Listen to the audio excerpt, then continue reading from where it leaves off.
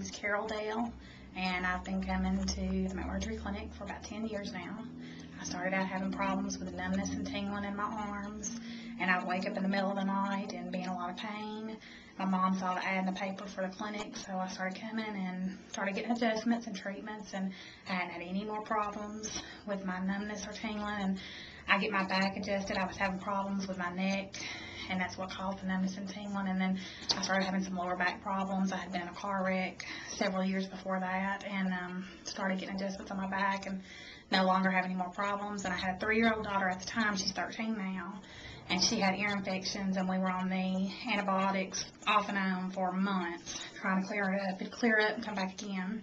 So I started getting her adjustments, and she hasn't had any more ear infections. For the last 10 years, she's had a little strep throat maybe here and there, but before we go to the pediatric clinic, we come here first, get her adjustments, and see if she can get help. And most of the time, if it's any kind of sinus or allergy problems, it relieves it. My husband started coming shortly after I did. He was having really bad problems with headaches and just stiffness. His neck was stiff, and his head hurt a lot.